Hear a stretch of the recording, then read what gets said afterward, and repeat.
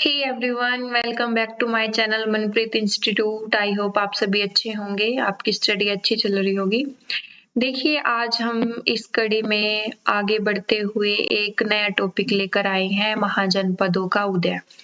हमने पिछले वीडियो में कवर किया था सिंधु घाटी सभ्यता। वैसे तो हमारा इतिहास प्रागैतिहासिक काल से ही माना जाता है, क्योंकि उसमें नवपाषाण काल, मध्य पाषाण काल, ये सब काल आते हैं और हमें पता चलता है कि आदि मानव से मनुष्य कैसे कैसे आगे डेवलप होता है। उसने किस प्रकार आग की खोज करी थी, कृषि को उसने अपनाना शुरू किया था, है ना। जंगली जानवरों को कैसे उसने कंट्रोल किया और कैसे अपने खाने पीने का जो है साधन उसने एकजुट करना शुरू करे। तो वहां से हमारे इतिहास की जो शुरुआत होती है। उसके बाद सिंधु घाटी सभ्यता हमने देखी थी, इतनी डेवलप सभ्यता थी जो उसका और एकदम से विनाश हमें देखने को मिलता है। तो उसके बाद सिंधु घाटी सभ्यता के बाद हमारे पास आर्य आते हैं, जो वो फिर उनके बाद सिंधु घाटी सभ्यता के बाद वैसे हमारा इतिहास थोड़ा रुक सी जाता है, हमें नहीं पता चलता इतिहास किस ओर जा रहा है। उसके बाद आर्य आते हैं भारत में और फिर ऋग्वैदिक काल आता है, उत्तर वैदिक काल आता है। जो ऋग्वैदिक काल होता है उसके एंड में लोहे की शुरुआत हो जाती है और जो उत्तर वैदिक काल होता है उसमें लोहा पूरी तरह से यूज होने लग जाता है। तो अभी तक हमने ये देखा था। तो आज हम अपनी इस कड़ी में आगे बढ़ते हैं और देखते हैं महाजनपदों का उदय। अब महाजनपद एकदम तो ऐसे आ नहीं गया, इससे पहले हमने देखना होगा इसके पीछे की स्टोरी, आखिर महाजनपद बने कैसे। ठीक है जी, अब देखेंगे हम आगे। तो अगर आप हमारे चैनल पर नए हैं, प्लीज लाइक करें, शेयर करें, सब्सक्राइब करें। और अगर इस पर्टिकुलर वीडियो का पीडीएफ आपको चाहिए तो आप हमारे टेलीग्राम चैनल को भी ज्वाइन करें, आपको वहां पर सारे पीडीएफ मिल जाएंगे। सो आज की टॉपिक की शुरुआत करते हैं हम, महाजनपदों का उदय। महाजनपदों का उदय होने से पहले एक हम थोड़ी सी स्टोरी देख लेते हैं। जब हमने उत्तर वैदिक काल देखा था, उत्तर वैदिक काल में हमने देखा था कि जो गांव थे, ठीक है जी, परिवार थे, वो जन में, कुल में, है ना, बटे हुए थे। तो सबसे पहले हमारे पास था एक छोटा सा गांव।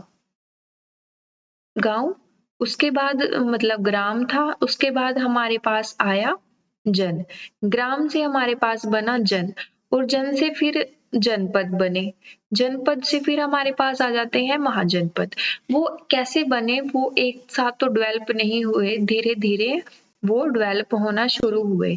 जैसे कि ये पहले हमारे पास जन आए, ये जन थे, ठीक है, इन्होंने आपस में अटैक कर दिया। एक एग्जाम्पल के लिए मान लो आप, इन दोनों ने आपस में अटैक कर दिया। अटैक क्यों कर दिया? क्योंकि अपनी शक्ति को बढ़ाने के लिए। कि जब भी कोई मतलब आपस में अटैक करता है, वो तो या फिर इकोनॉमी को लेकर, आर्थिक स्थिति को लेकर, राजनीतिक स्थिति को लेकर ही आपस में अटैक करते हैं, एक दूसरे से लड़ते हैं। तो यहाँ युद्ध की स्थिति हो गई। अब युद्ध में कोई ना कोई तो जीतेगा ही और कोई ना कोई हारेगा।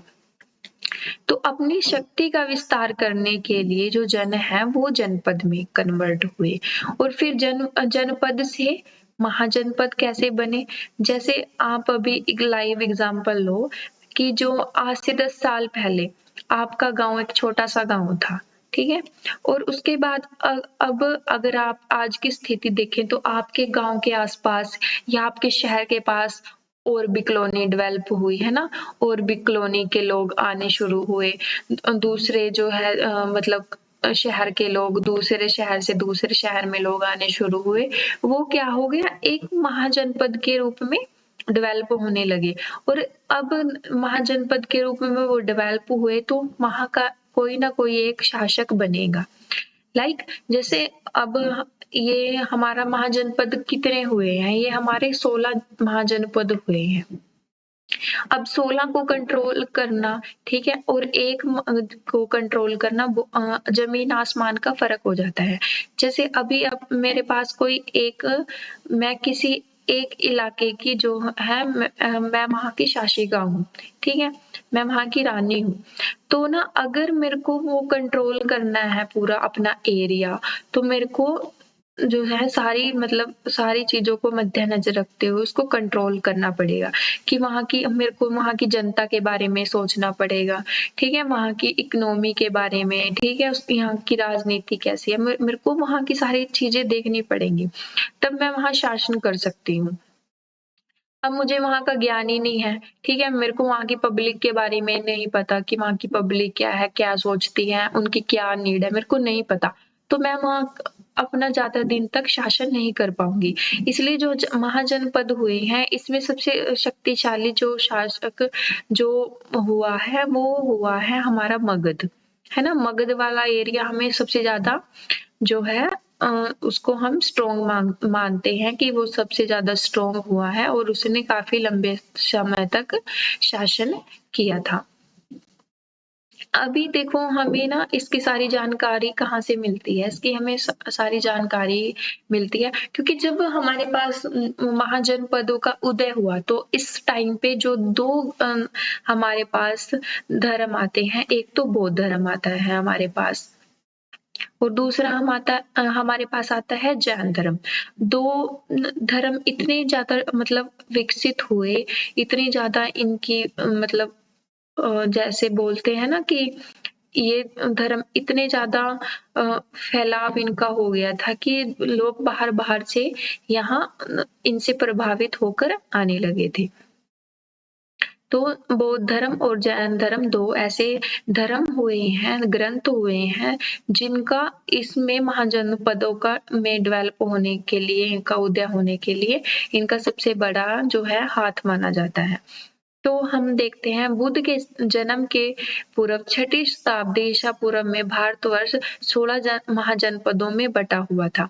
जब बुद्ध का जन्म हुआ, ठीक है, तो जो हमारा भारतवर्ष था वो कितने जनपदों में बटा हुआ था, वो 16 महाजनपदों में बटा हुआ था। इसकी जानकारी हमें बौद्ध ग्रंथ अंगुत्तर निकाय से मिलती है। वेरी इंपॉर्टेंट फैक्ट यहाँ पे निकल के आता है कि जो हमारी महाजनपद था, है ना? इसकी जानकारी हमें कहाँ से मिलती है? तो इसकी जानकारी जो बौद्ध धर्म का ग्रंथ था, इंपॉर्टेंट ग्रंथ था, अंगुत्तर निकाय, वहाँ से इसकी हमें जानकारी मिलती है। और कहते हैं कि जो बौद्ध धर्म था और जैनम था ये दोनों ना सिमिलर से थे लाइक जैसे ना 19-20 का इनमें फर्क था लेकिन इनमें बातें सेम थी तो जो बौद्ध धर्म और जैन धर्म से हमें इसके बारे में बहुत सारी जानकारी मिल जाती है। वैसे तो ये टॉपिक ज्यादा बड़ा नहीं है लेकिन जो इसके जो 16 महाजनपद है इसके जो 16 महाजनपद है ये बहुत ही ज़्यादा ज़रूरी इम्पोर्टेंट मान जाते हैं क्योंकि इनकी ना जो राजधानियाँ पूछ ली जाती हैं हमारे पास जैसे अंग महाजनपद था, इसकी राजधानी थी हमारे पास चंपा है और ये कहाँ डेवलप हुआ था? ये भागलपुर मुंगेर बिहार में जो है इसका उदय हुआ था। जो हमारे पास अंग महाजनपद था। नेक्स्ट था मगध। मगध की राजधानी सबसे पहले तो गिरिब्रज थी, उसके बाद ये राजगृह हुई। उसके बाद इसका जो क्षेत्र था, इसका एरिया था, वो था पटना, गया, बिहार, जहाँ बुद्ध जी का जो है हमारे पास इंफॉर्मेशन कलेक्ट की जाती है बिहार से, तो वहाँ इसका मगध का जनपद का उदय हुआ था। ये उसके बाद काशी है, वत्स्य, वज्जी, कौशल, अवंती, मल, पांचाल, चेदी, कुरु, मत्स्य, कंबोज, शूरसेन, अस्मक, गंधार। ये सारे जो 16 के 16 महाजनपद है ये इम्पोर्टेंट हो जाते हैं बिकॉज एग्जाम में एग्जामिनर एक को कोई महाजनपद दे देगा, ठीक है? लाइक आपको मत्स्य दे दिया और उसकी राजधानी पूछ ली विराटनगर और जो यूजीसी नेट एग्जाम होते हैं उनमें तो क्वेश्चन ऐसे बनते हैं कि जो अंग था उसकी राजधानी चंपा थी तो वो कहाँ कहाँ डेवलप हुआ था वो महाजनपद कहाँ-कहाँ डेवलप हुआ था, मतलब एरिया पूछ लेते हैं और शासक का नाम पूछ लेते हैं कि सबसे ज़्यादा स्ट्रॉन्ग इसमें कौन-सा शासन रहा। तो और ऐसे नॉर्मल एग्ज़ाम होते हैं, उनमें तो सिर्फ़ महाजनपद दे देगा आपको और उसकी राजधानी पूछ लेगा, या फिर राजधानी दे देगा, महाजनपद का नाम पूछ लेगा। तो ये आपको सारी याद करनी पड़ेगी। देखिए, इनको तो रटना ही पड़ेगा, क्योंकि ये इम्पोर्टेंट हो जाते हैं, क्योंकि इनमें ऐसी इन्फॉर्मेशन मिलती है जो हमारे धार्मिक ग्रंथ में भी काउंट होती है। और आज वर्तमान में हमें सबसे ज़्यादा जो इन्फॉर्मेशन मिलती है वो धार्मिक ग्रंथों में ही मिलती है। लाइक जो बौद्ध धर्म, जैन धर्म थे ना, इनसे हमें बहुत इन्फॉर्मेशन मिलती है और इनकी जो इन्फॉर्मेशन है लगभग वो करेक्ट मानी जाती है, क्योंकि इस समय जो दूसरे जो लेखक हैं वो भारत में आना शुरू हो गए थे, तो उन्होंने भी कुछ ग्रंथ लिखे। और जब भी कोई व्यक्ति, बाहर का व्यक्ति अपने मतलब दूसरे देश के बारे में लिखता है ना, तो उसकी जानकारी थोड़ी अच्छी मानी जाती है, क्योंकि वो एक अपने देश से है ना थोड़ा हटकर, थोड़ा उसके मन में ये नहीं रहता कि मेरे को अच्छा ही लिखना है। वो अगर वो दूसरे देश में के बारे में लिखता है तो वो सारी चीजें कलेक्ट करके लिखता है कि इसकी अच्छाई क्या थी, इसकी बुराई क्या थी। तो जो बौद्ध धर्म और जैन धर्म है, इसमें जो महाजनपदों की जो जानकारी है, इन्फॉर्मेशन है, वो बहुत करेक्ट मानी जाती है, क्योंकि उसमें उसको कलेक्ट करने में, उसकी जानकारी लिखने में बाहर के जो थे ना लेखक, उनका भी बड़ा हाथ इसमें माना जाता है। तो ये 16 के 16 महाजनपद आपको याद करने पड़ेंगे, इनको तो रटना ही पड़ेगा। और इनका एरिया और इनकी राजधानी, ये तो मोस्ट इम्पोर्टेंट है। जो लेकिन इनके शासक हैं वो यूजीसी नेट में या जो यूपीएससी हिस्ट्री का अगर किसी का ऑप्शनल सब्जेक्ट है उसमें मायने रखते हैं, लेकिन जो वनडे एग्जाम होते हैं ये इनमें इतना ही चल जाता है। तो नेक्स्ट देखते हैं हम कि ये जो हमारे महाजनपद हुए हैं ये कौन, मतलब ये इन कहाँ लोकेट करते थे। तो सबसे पहले हाँ, एक क्वेश्चन भी यहाँ से ये बनता है कि जो भारत के बाहर, लाइक ये बाउंड्री है हमारी इंडिया की, इधर आ गया हमारा पाकिस्तान और अफगानिस्तान, कि जो हमारे भारत से बाहर जो जनपद हुए हैं, महाजनपद हुए हैं, वो कौन से हैं। एक तो हमारे पास था, जो अभी हमने देखा था ना, ये था कंबोज, कंबोज ये था हमारा इंडिया से बाहर। और एक हमारे पास आ जाता है गंधार। इंडिया से बाहर एक तो हमारे पास आता है गंधार और दूसरा आ जाता है कोम्बाच। तो ये हमारा इंडिया से बाहर है। बाकी ये जो सारे हैं ना 14 महाजनपद, ये हमारे इंडिया में लोकेट करते हैं, तो आपको ये ध्यान रखने हैं।